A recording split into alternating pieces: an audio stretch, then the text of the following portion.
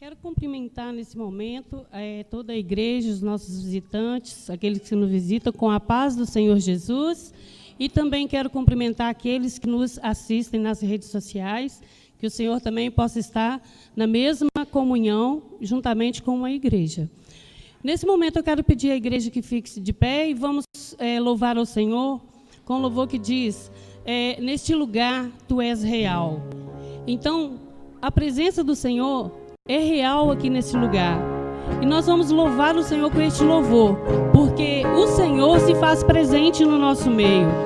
Vamos esquecer tudo aquilo lá de fora que nos atingiu, que nos fez sofrer. Vamos nesse momento dedicar o nosso momento somente para Deus.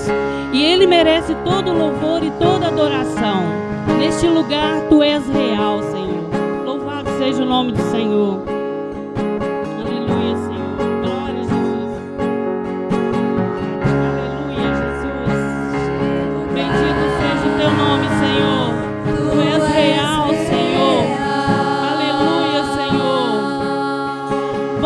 Entregar ao Senhor nessa noite, porque Ele merece toda adoração.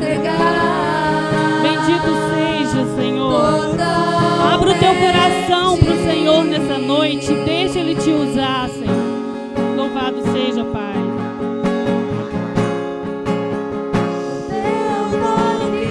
Aleluia, Senhor. Bendito seja, Senhor. Oh, meu Deus, exaltado seja o teu nome.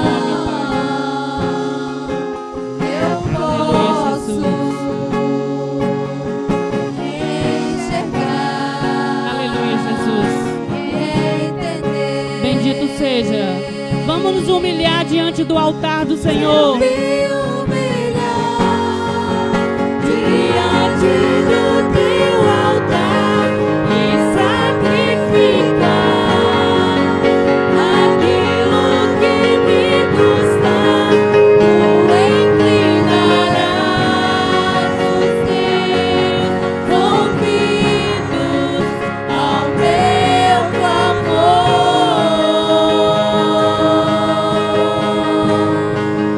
Mas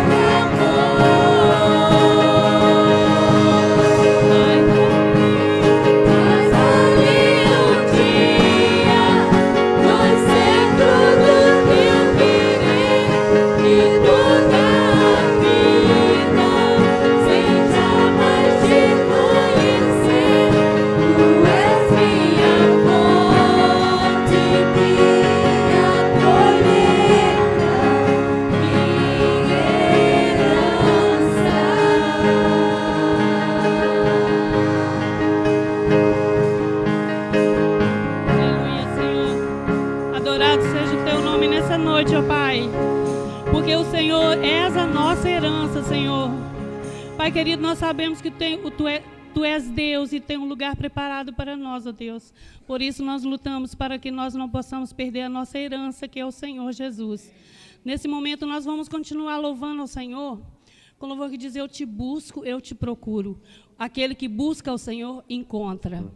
Então, se você veio na casa do Senhor hoje para ter um encontro com o Senhor, você veio no lugar certo. Vamos então adorar o Senhor com eu te busco, te procuro.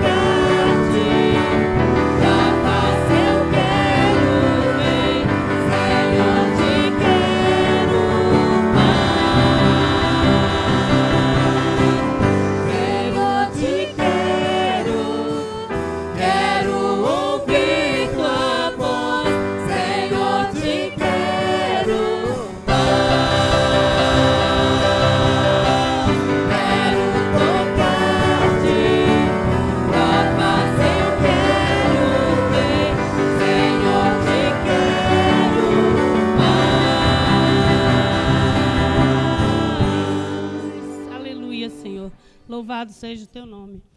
Senhor Deus, nesse momento nós queremos colocar no Teu altar, Senhor Deus, nosso louvor, nosso período de louvor. Pai querido, que o Senhor esteja agora nesse momento recebendo na eternidade. Pai querido, revertendo em bênção para nossas vidas, ó Pai. Nós queremos Te adorar porque Tu és um Deus maravilhoso, ó Pai. Um Deus que tem abençoado as nossas vidas, que em meio, Senhor Deus, a tantas transgressões, o Senhor não tem desamparado os Teus servos, Jesus. Por isso nós Te adoramos e nós Te louvamos, ó Pai. E colocamos no Teu altar, Senhor Deus, o nosso louvor. Pedimos que ainda esteja usando, Senhor Deus, o pastor na palavra. Que nós possamos nos alimentar, Senhor Deus. Sair daqui com as nossas candeias cheias do Teu Espírito, ó Pai. Que o Senhor possa estar operando através da palavra. E nós Te adoramos em nome de Jesus. Amém, Jesus. Meus irmãos, a graça e a paz do Senhor Jesus esteja imperando em nossos corações. Nós hoje vamos falar, irmãos, eu intitulei a mensagem desta noite, de um sofrimento desastroso para um lugar vitorioso. Eu quero apresentar um texto bíblico que está lá em Atos, capítulo 3,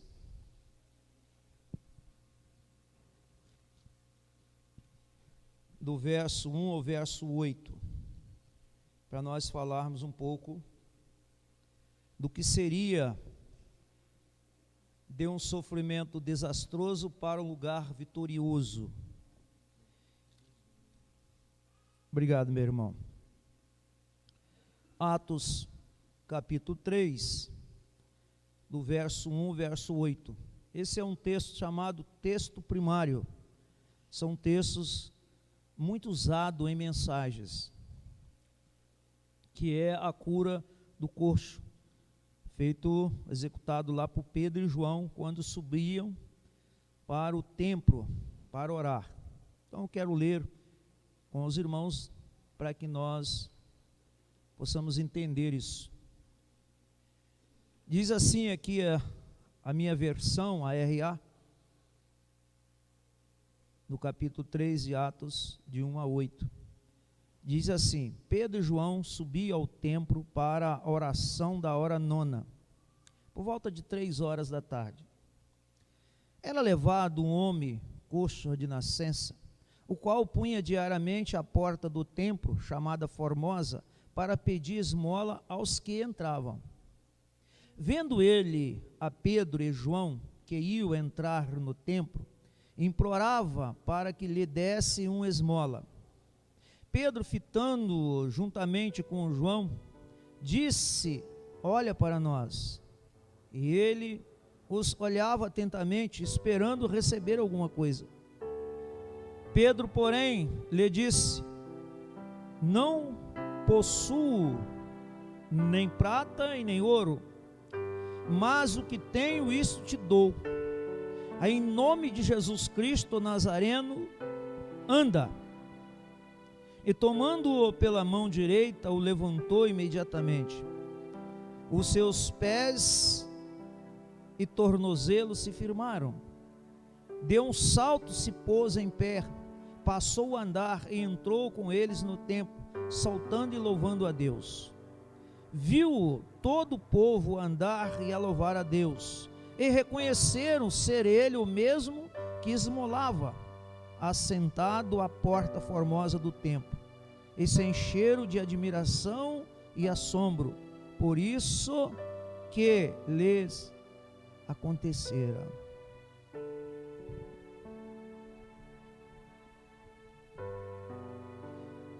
Esse texto, irmãos, como acabaram de falar, é um texto primário da palavra de Deus. Vai contar a história desse coxo, deste homem que esmolava a porta do templo. Eu tirei desse texto o título de um sofrimento desastroso para um lugar vitorioso. Muito bem. Antes, eu quero fazer um comentário aqui para nós entendermos bem o que acontecera com este homem. Nós vamos fazer a aplicabilidade da ciência, porque senão a gente não consegue. Lemos o texto, mas não conseguimos entender as razões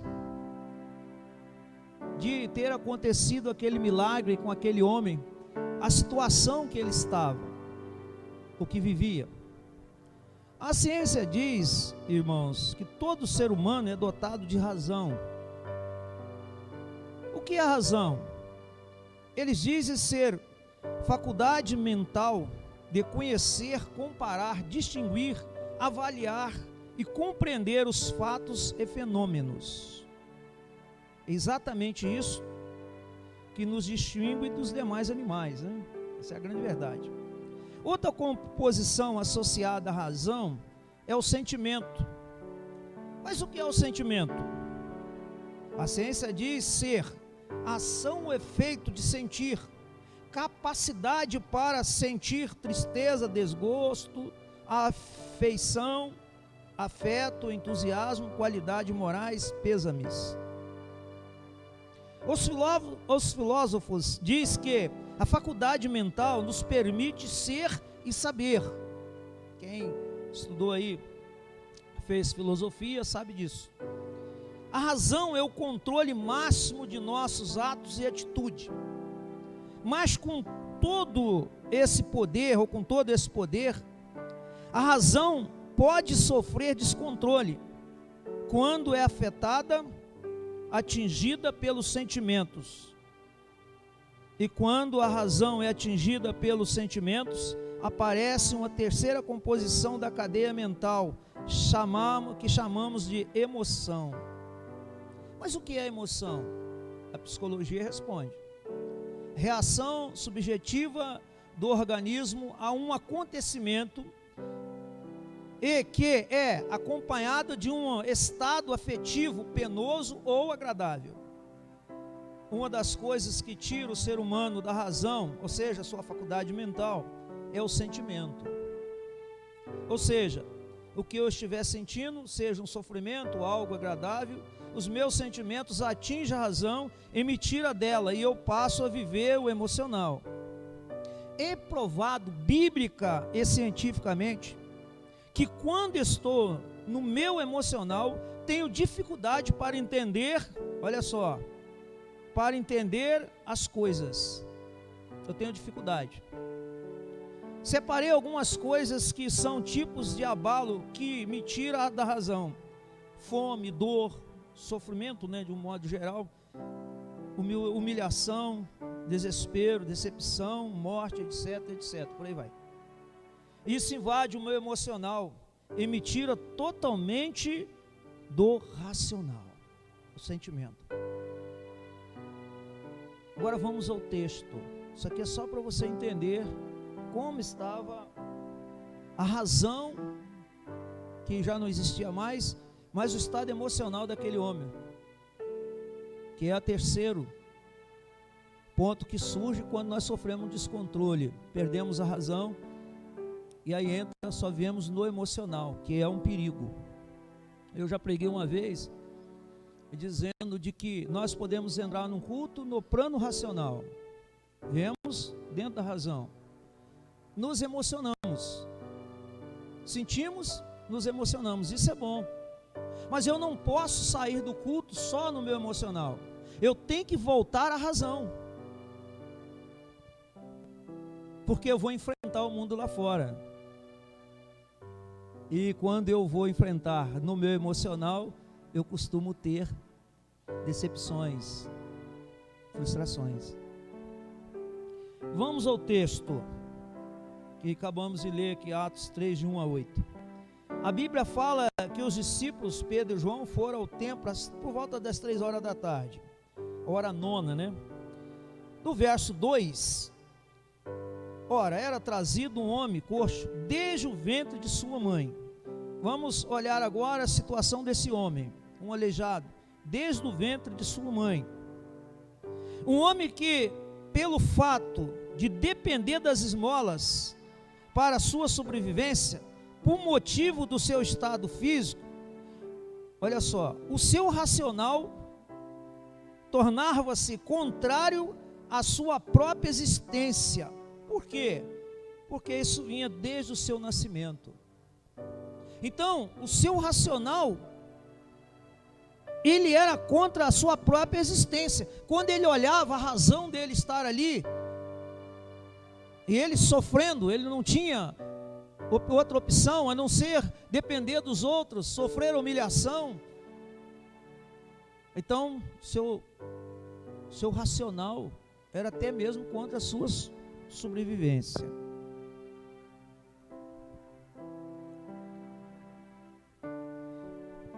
Muitas das vezes passando fome, humilhação, desespero, decepção, essa era a razão de vida daquele homem. O estado normal de sua, ou seja, da vida dele, era esse descontrole, era essa ajuda que ele está tendo, que o levava, ao invés de ajudá-lo a crescer, isso desempenhava nele golpes emocionais e já não conseguia ter uma razão para viver. É isso que eu quero que os irmãos entendam. Quando ele viu aqueles dois homens, era a chance de ganhar mais uma esmola.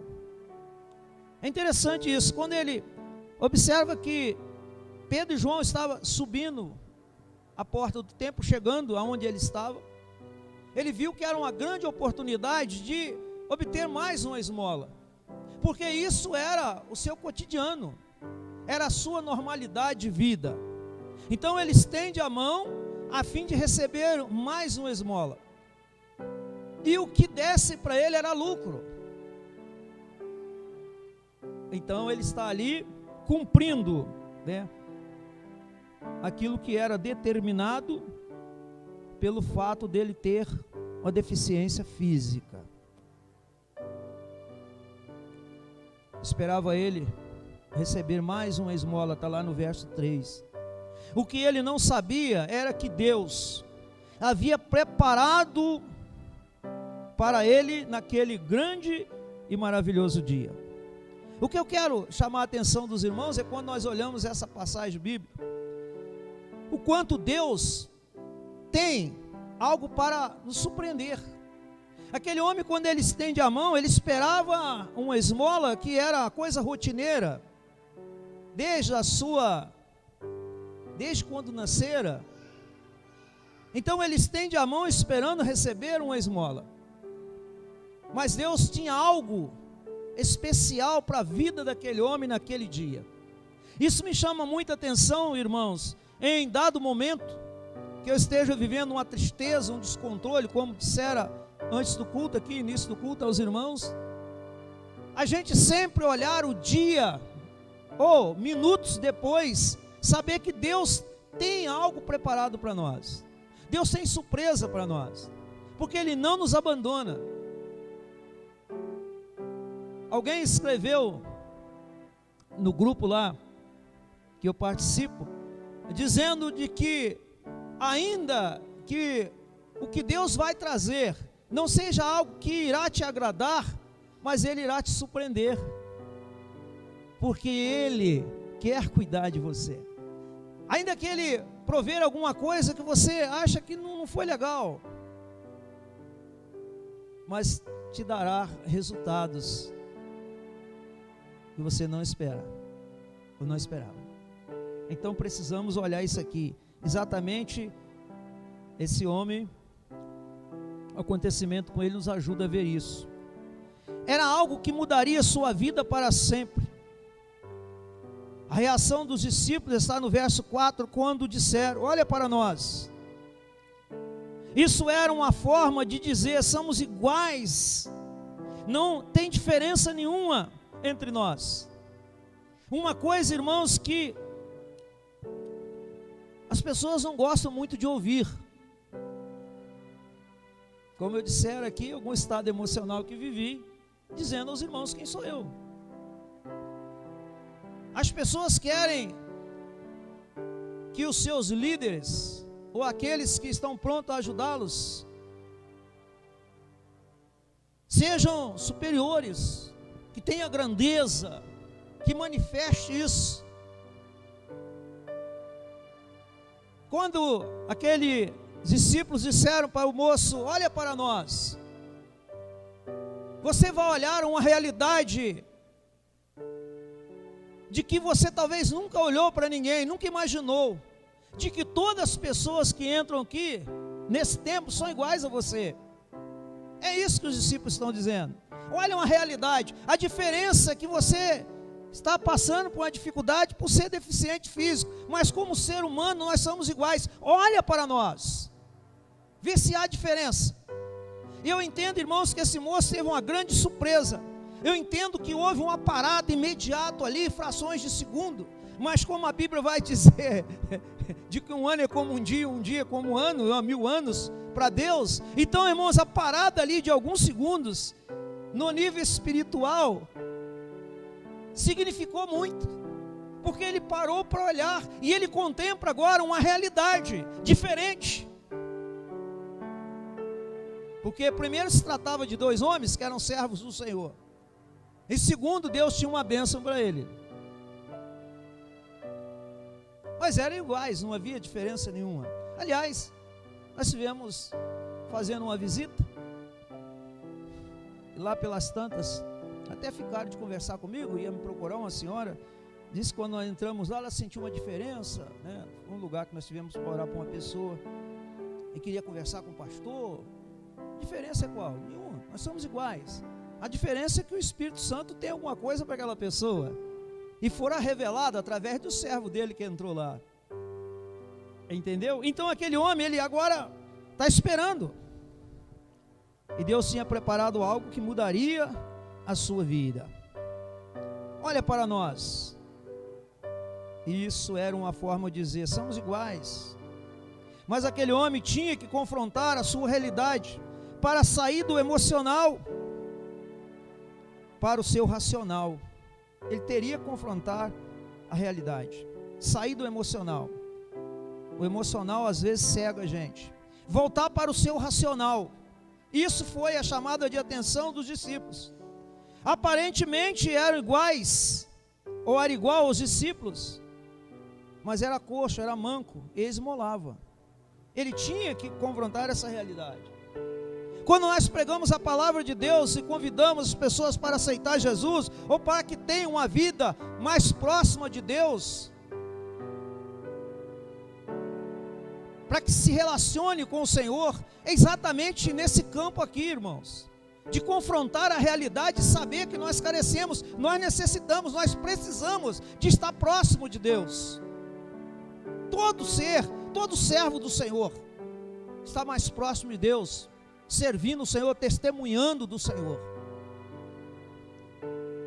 E ele precisava cair essa realidade, irmãos, confrontar a sua realidade, mas só iria conseguir isso se saísse do seu emocional para o seu racional. Nós precisamos, irmão, ter cuidado com isso aqui. Isso aqui é uma realidade. Eu preciso sair do meu emocional e entrar para o racional. Esses dias caí numa realidade. Estou ficando velho. Fiz 60 anos. Fui ajudar uns meninos lá na casa que estamos fazendo, colocar um concreto lá, os molecões com 25, 30 anos e eu com 60.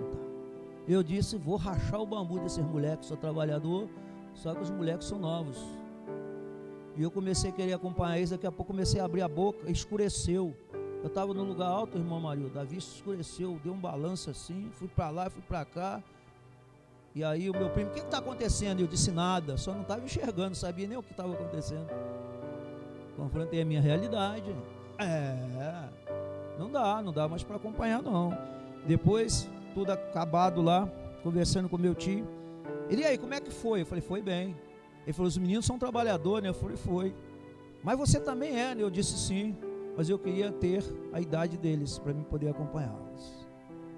Entende? São realidades. Sair do emocional, entrar para o racional. Dentro do meu emocional eu queria competir. Achei que pegava balde de concreto, jogava lá em cima. Não, ficava abaixado, um sol quente, não sei quantos graus estava dando, não consigo mais. Então são confrontar realidades, irmãos. Esse moço, no seu tempo vivido, ou seja, vivido no seu emocional, fez com que ele se adaptasse ao seu suplício. Se adaptasse ao seu suplício. Irmãos, o Espírito Santo de Deus está me revelando que tem gente aqui vivendo isso. Me desculpe, irmãos, eu tenho que falar. Deus não ia mandar eu falar isso aqui à toa. Eu vou repetir, presta atenção. O tempo vivido no emocional fez com que ele se adaptasse ao seu suplício.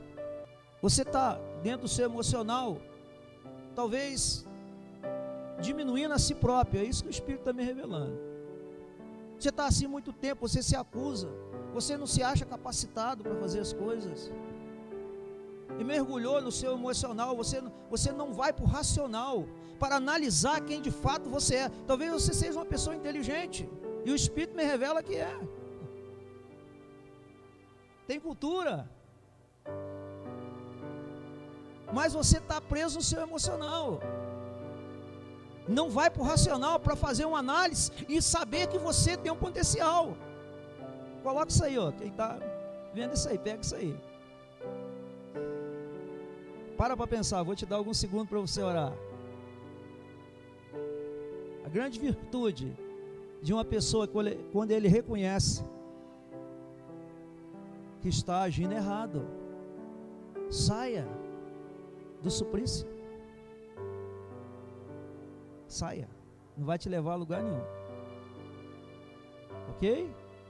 Você sabe, o Espírito está te revelando. Chega de ficar nos cantos reclamando. pensando que não vai dar certo, que você não é capaz. Chega disso, meu irmão. Levante a cabeça. Deus tem algo bom para você.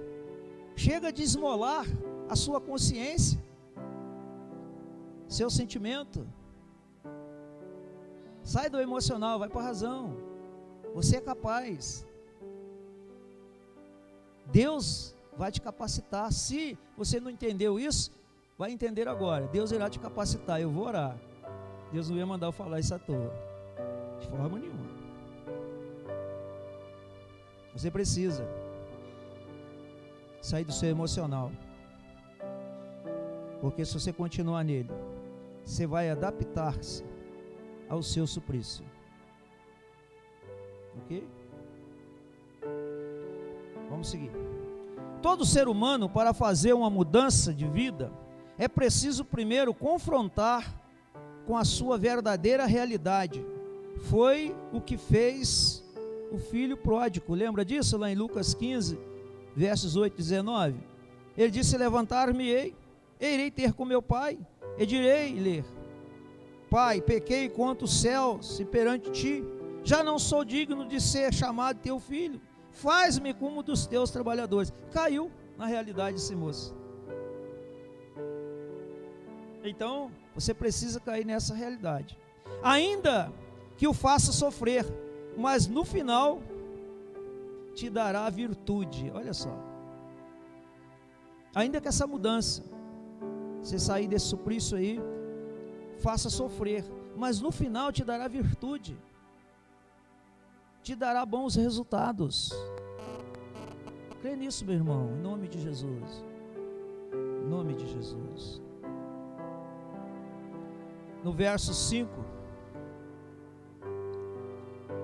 diz que ele ficou olhando para eles, esperando receber alguma coisa. Talvez estivesse pensando: é hoje que vou receber a maior esmola. Muitas das vezes, irmãos, e não vamos trocar a palavra esmola aqui, né? Mas às vezes nós estamos vindo ao culto nessa expectativa. Talvez essa hoje que Deus vai me dar algo tremendo, e nós ficamos sonhando com isso. Aquele moço talvez estivesse pensando: é hoje, e estava, vou receber uma das maiores esmolas. Até então, quando os discípulos disseram: olha para nós, opa, tá aí, vai sair do bolso deles aí alguma coisa que vai fazer a diferença na minha vida. No verso 6, a resposta dos discípulos foi: não temos prata e nem ouro. Gente, eu imagino isso aqui, em fração de segundo, aquele homem viveu, primeiro, uma das maiores expectativas de sua vida, que era receber uma grande esmola. Olha só, primeira ele teve foi: olha para nós. Ele imaginou: e agora? Como diz o carioca, né? Vou arrebentar a boca do balão, vou receber uma esmola extraordinária. Mas quando os discípulos disseram para ele: olha, nós não temos prata e nem ouro, em fração de segundo, aquele homem viveu uma das maiores decepções de sua vida. A primeira foi uma grande expectativa, agora uma grande decepção, porque não era aquilo que ele desejava ter. Ora, nós não temos prata nem ouro, mas era o que mais queria. Entende como é que o negócio é complicado? E muitas das vezes, irmãos, acontece a mesma coisa conosco. Nós queremos, estamos aguardando algo de Deus, uma bênção extraordinária de Deus. O Senhor muda tudo. Fala: não, não é isso aí que eu quero te dar, não. Não tem isso aí para você, não. Olha a decepção que esse moço viu, não é não, irmão José? Que coisa, hein? Que decepção. Mas Pedro disse: o que tenho te dou. Eu imagino, irmãos, nesse momento que Pedro falou assim: olha, mas o que tenho te dou. Aí acende uma esperançazinha no seu coração. O que esse cara tem que ele vai me dar? É isso que ele está pensando. O que esse cara tem que ele vai me dar agora? Em nome de Jesus Cristo, o Nazareno, levanta-te e anda. Irmãos, esse negócio aqui é complicado. Imagina esse camarada agora. O que é isso? talvez ele estivesse olhando para Pedro e João e dissesse, os caras pensasse, né, que ele não disse, a Bíblia não diz, nós estamos fazendo aqui alguma análise, né, dessa uma suposição. Diz, os caras são loucos. Eu levantar? Como?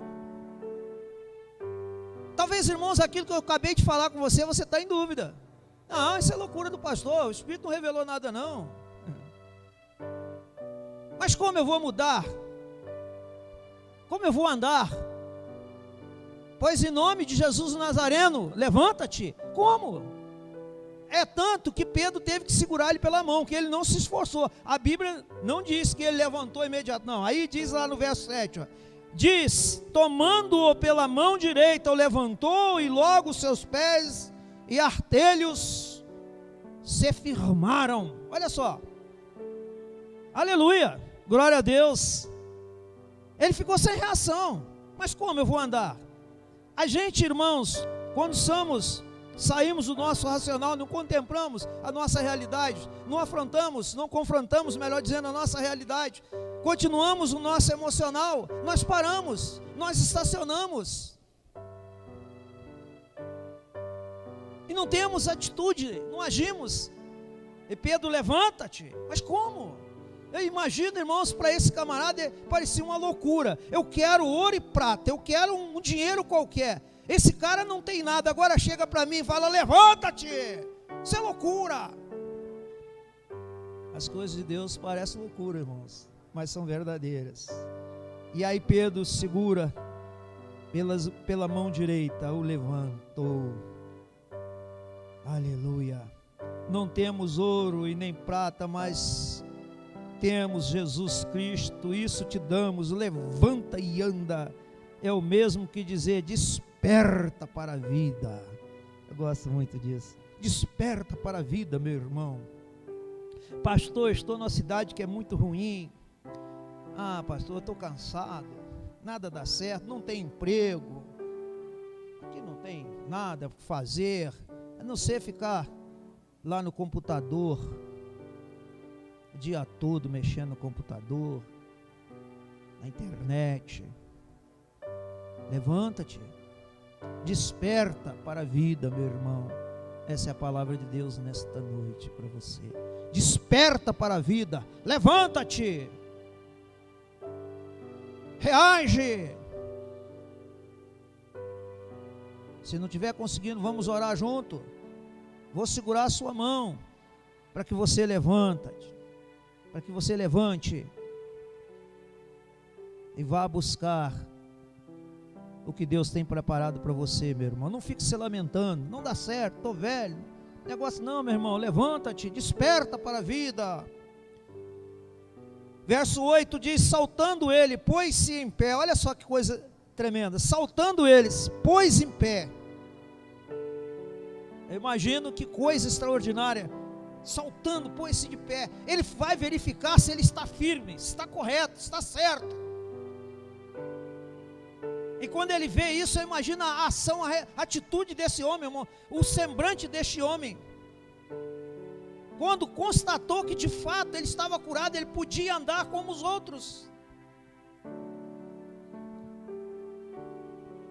Ele estava livre. Começou a andar, foram os primeiros passos para a liberdade. Ele estava livre. Jesus disse em João 8,32, conhecereis a verdade, é verdade vos libertará.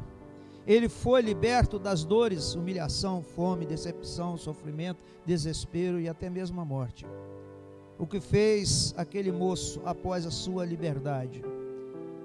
Ele poderia ir para casa, ele poderia cuidar dos seus afazeres, ele poderia ir para a casa de seus pais, parentes, promover uma grande festa para os amigos, etc, etc. Mas no verso 8 diz que ele entrou no templo. Alguns historiadores acreditam que foi a primeira vez que fizera isso. Olha só, a vida toda na porta do templo. Alguns historiadores acreditam que foi a primeira vez que ele pôde entrar no templo, até porque seu estado físico, não entrava no templo, porque uma vez que tivesse uma deficiência física, o motivo era o pecado, então era pecador, não podia entrar no templo, assim os judeus entendiam. Era a primeira vez que ele entrava no templo. Ele entra para louvar o Senhor, para agradecer a Deus. Que coisa extraordinária, meus irmãos. Entrou com eles no templo, andando, saltando e louvando a Deus. Jesus o tirou de um sofrimento desastroso para um lugar vitorioso. Jesus o tirou de um sofrimento desastroso para um lugar vitorioso. Talvez você esteja atravessando por alguns problemas que precisa de ajuda. Talvez você está precisando de ajuda. Nos procura para nós orarmos juntos. Eu tenho certeza que Jesus irá mudar a sua história. O que era o moço antes de encontrar-se com Cristo? Coxo, pedia esmola, passava fome, sofrimento, humilhação, desespero, decepção. Depois do encontro com Cristo, recuperou a sua saúde física, recuperou a sua autoestima, teve prazer de andar, entrou no templo, louvou a Deus, o seu Criador. Eu quero terminar aqui com Gálatas 5, verso 1. Para a liberdade foi que Cristo nos libertou. Permanecei, pois, firmes, e não vos submetais de novo o jugo de escravidão. Jesus, Ele quer abençoar a sua vida, Ele quer transformar a sua vida, Ele quer fazer algo novo por você. Crê nisso. Eu tenho certeza que o Espírito te revelou. Toma uma atitude, levanta-te, sai do seu estado emocional, entra para a razão de ser. Olha a sua capacidade, olha o quanto você é importante para Deus. Verifica as possibilidades, trazendo Deus para manifestar isso na sua vida. Certamente o seu dia de amanhã será diferente. Que Deus te abençoe, em o nome de Jesus. Vamos ouvir a irmã Jurema louvando? Por favor. Sabe, é minha esposa, tá, irmãos? Por favor.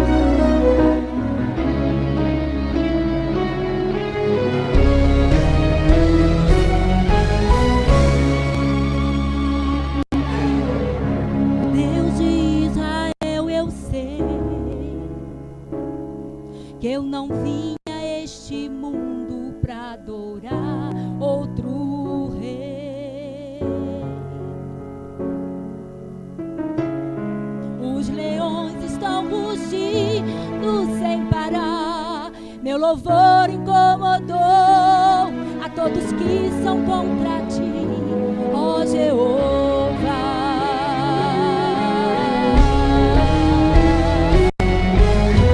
Nada pode calar o louvor do meu coração.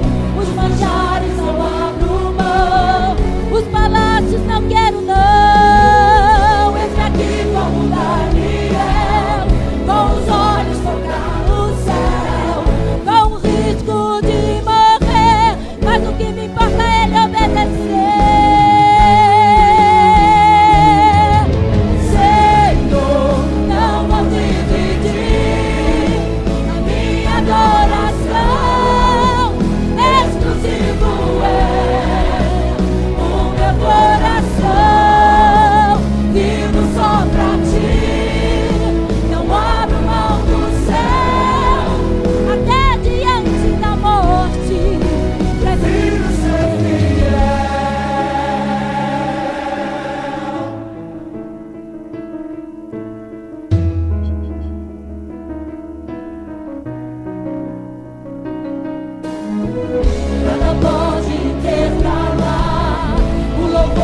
meu coração.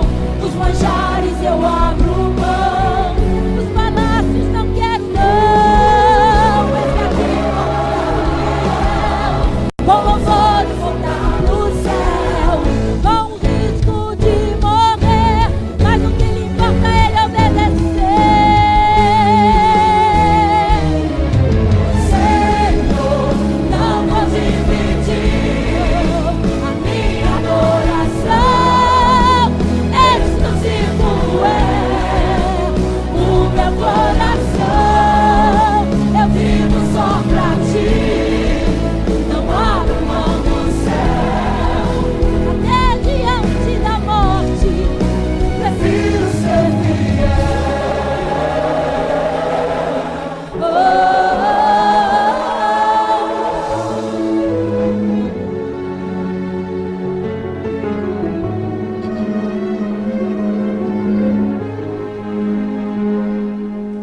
Aquele que habita nos esconderijos do Altíssimo, a sombra do Onipotente descansará.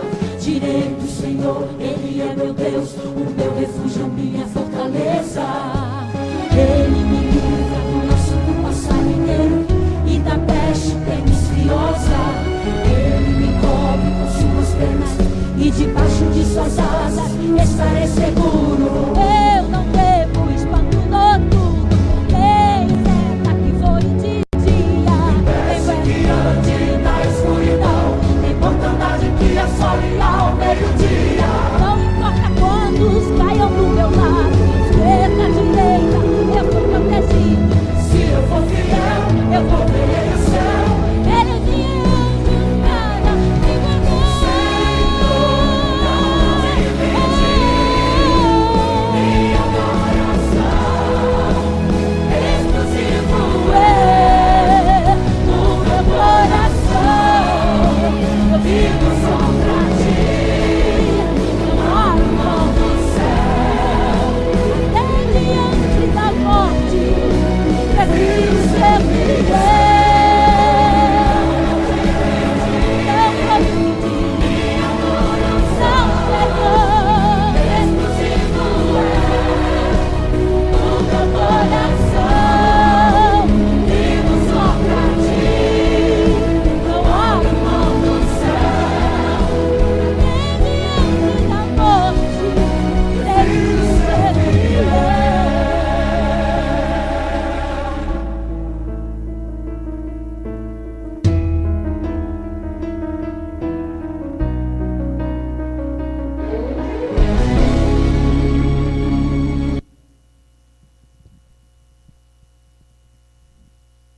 Ser fiel até a morte, dar-te-ei a coroa da vida. Que Deus esteja nos abençoando.